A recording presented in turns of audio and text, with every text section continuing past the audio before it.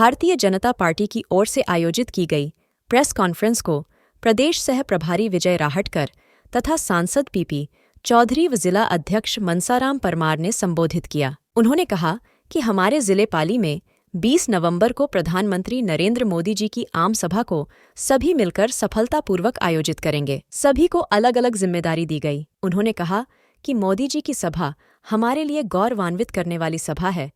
इसका लाभ सभी विधानसभाओं में होगा। पाली जिले के लिए बहुत खुशी की बात है कि आने वाले 20 तारीख को देश के यशस्वी प्रधानमंत्री आदरणीय नरेंद्र भाई मोदी जी का आगमन पाली में हो रहा है।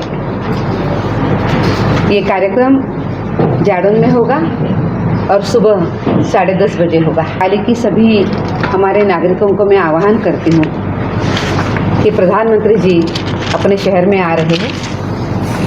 राजस्थान में सुशासन, महिलाओं का सम्मान, उसी के साथ साथ युवाओं का भविष्य, तुष्टीकरण की राजनीति नहीं होनी चाहिए, इसीलिए प्रयास, और उसी के साथ साथ गरीबों के कल्याण, इन अनेक विषयों के लिए आप भारतीय जनता पार्टी का साथ दें। प्रधानमंत्री जी की जो सभा है उसको मैं आप सभी को आपके माध्यम से निमंत्रण दे रही हूँ। आप सभी भारी संख्या में इस सभा के लिए आए, ऐसा मैं आप सभी को विनम्र आग्रह करती हूँ। आज ही हमारा घोषणा पत्र जारी हुआ, जिसमें घोषणा पत्र में साफ जाहिर है कि किस तरह से भारतीय जनता पार्टी की सोच समाज के अंतिम क्षेत्र पे जो व्यक्ति बैठा है उसको सिर्फ ना ही वादे देने की, लेकिन उन वादों को पूरा करने का पूरा कंप्लीट ये कार्यक्रम है। और इसके साथ ही आप देखेंगे महिलाओं के लिए, उनके सशक्तिकरण के लिए, उनके खुशहाली के लिए, उनके उत्थान के लिए, युवाओं के लिए, उनके खुशहाली के लिए, उनके उत्थान के लिए, और इसी तरह से किसानों के लिए भी इस घोषणा पत्र में इस तरह का प्रावधान रखा गया है। किसानों के लिए अब 12,000 रुपया प्रधानमंत्री किसान सम्मान योजना के तहत में उनके खाते में 1 साल में जाएंगे। और यही नहीं, उनके जो लघु, सीमांत और बटाईदार और खेती श्रमिक जो हैं, उनके बच्चे जो हैं शिक्षा से हमेशा वंचित रह जाते हैं, क्योंकि उनके पास में इतना पैसा नहीं होता कि वो शिक्षा दे सकें। उनके लिए मुफ्त शिक्षा का प्रावधान किया गया है। और जहाँ तक महिलाओं के मामले में आप देखेंगे, पिछले 5 सालों में राजस्थान को अगर 1 नंबर पे लाने का काम किया महिला उत्पीड़न के लिए और बलात्कार के मामलों में।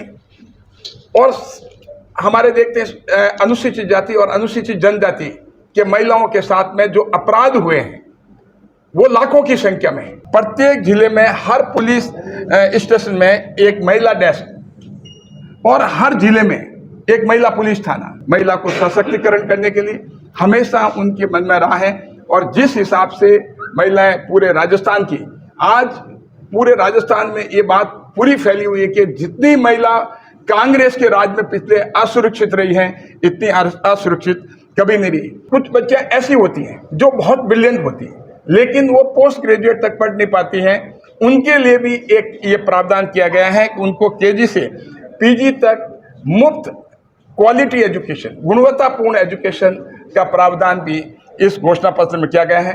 मुख्यमंत्री स्कूटी योजना के अंतर्गत 12वीं पास करने वाली उन मेधावी छात्राओं को जो आगे पढ़ना चाहती हैं, हवा बना रखा था गहलोत सरकार ने एलपीजी सिलेंडर वगैरह का, तो एलपीजी सिलेंडर जो है वो 450 रुपये में अब दिया जाएगा।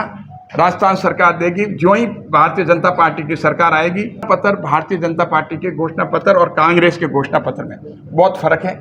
मैं कह सकता हूं, कांग्रेस घोषणा पत्र जारी करती है, मैं उधर आपको बताना चाहूँगा, जिस हिसाब से किसानों के साथ सरकार में आने के पहले कि भाई उनके ऋण माफ़ हो जाएंगे, 10 तक गिनती गिरेंगे, युवाओं को रोजगार मिल जाएगा, उनके 3500 रुपये उनके खाते में चले जाएंगे।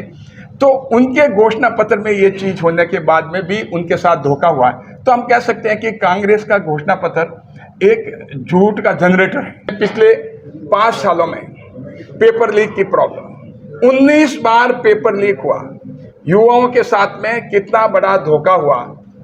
हम भारतीय जनता पार्टी सत्ता में आते ही एसआईटी गठित होगी और इन पेपर लीक और युवाओं के साथ जो धोखा हुआ है, इनके साथ जो भ्रष्टाचार हुआ है इस मामले में, ऐसे लोगों को बख्शा नहीं जाएगा।